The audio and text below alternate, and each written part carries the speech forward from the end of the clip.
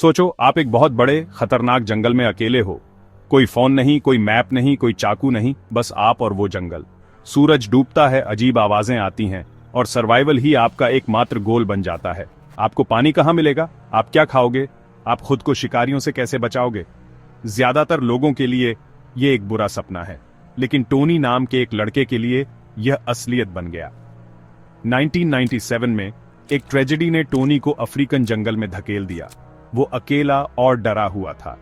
उसे जंगल के बारे में कुछ नहीं पता था, कोई गाइडेंस नहीं, बस जिंदा रहने की इच्छा थी।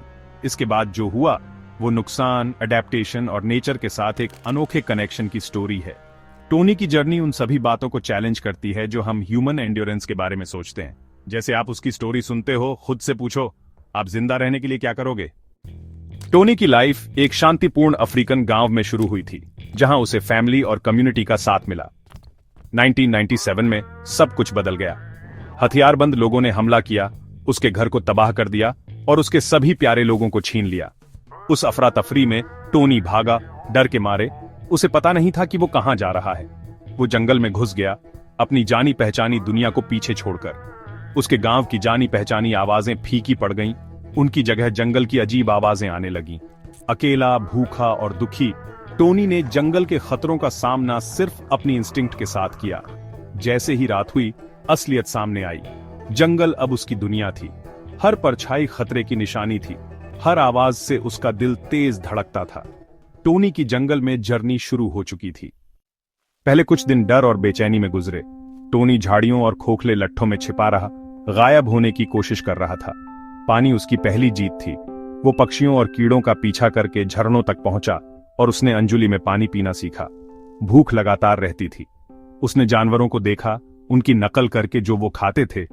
उसने फलों और जड़ों को सावधानी से ट्राई किया। कुछ दिन उसे कुछ नहीं मिला और वो भूखा सोया, एक पेड़ के नीचे सिमटकर। रात में वो सेफ्टी के लिए टहनियों पर चढ़ जाता था, शिकारियों से बचना सीख रहा था। उसने तूफानों के लिए आसमान को पढ़ा और घने पेड़ों के नीचे शेल्टर ढूंढा। हर दिन एक मुश्किल सबक था, हर सूर्योदय एक मुश्किल से मिली जीत।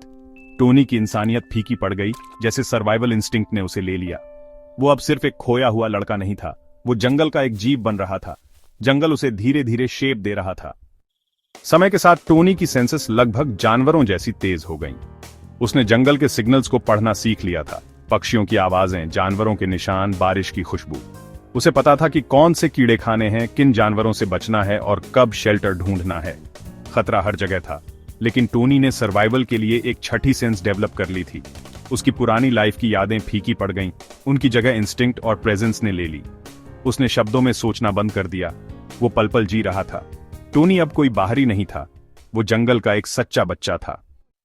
अकेलापन टोनी का सबसे बड़ा दुश्मन था।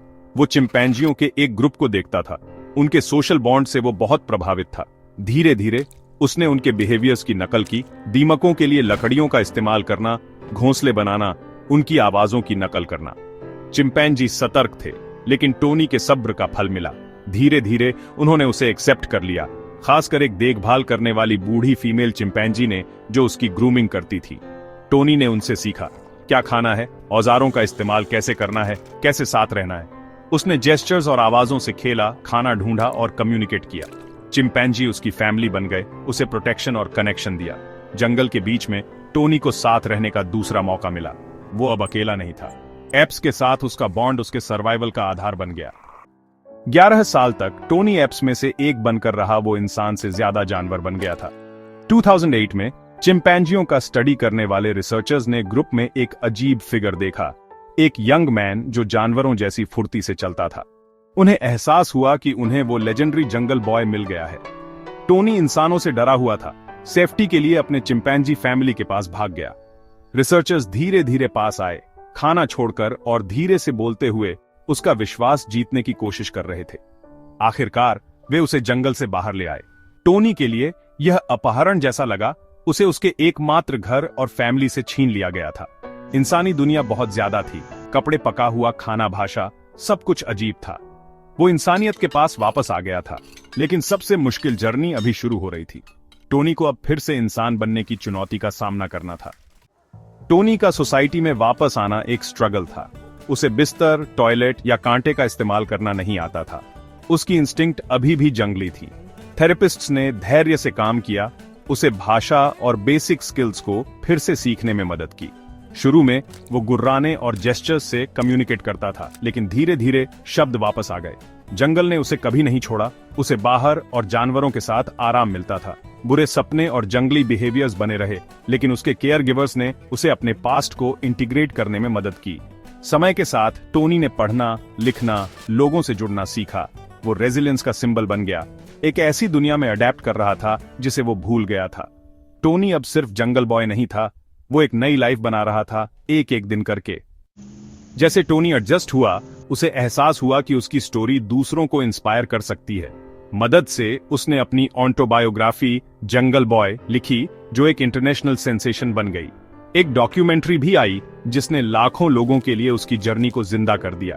टोनी एक शांत पब्लिक फिगर बन गया, अपना मैसेज शेयर करते हुए नेचर एक पावरफुल टीचर है और जिंदा रहने की इच्छा अनस्टॉपेबल है। उसने वाइल्ड लाइफ कंजर्वेशन और कॉन्फ्लिक्ट से अफेक्टेड बच्चों के लिए वकालत की। उसकी स्टोरी ने साइंस को चैलेंज किया और उम्मीद जगाई। टोनी की लाइफ ने ह्यूमन स्पिरिट की अविश्वसनीय अडेप्टेबिलिटी को प्रूव किया। उसकी लेगेसी जनरेशन को इंस्पायर करती रहती है।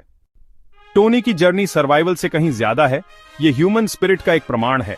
वो वहां फला फूला जहां ज्यादातर लोग खत्म हो जाते, उसने जंगल में फैमिली और उम्मीद पाई। उसकी स्टोरी हमें रेजिलियंस और हम सब के अंदर की गहरी ताकत के बारे में सिखाती है। चिंपैंजियों के साथ उसने जो बॉन्ड बनाया, वो हमें नेचर से हमारे कनेक्शन की याद दिलाता है। अकल्पनीय नुकसान के बाद भी टोनी को एक नई शुरुआत मिली। करेज डर की अनुपस्थिति नहीं है, बल्कि इसके बावजूद आगे बढ़ना है। टोनी की दृढ़ता और अडेप्टेबिलिटी को याद रखो। उम्मीद और साहस के साथ हम असंभव से बच सकते हैं और अपना रास्ता घर वापस पा सकते हैं।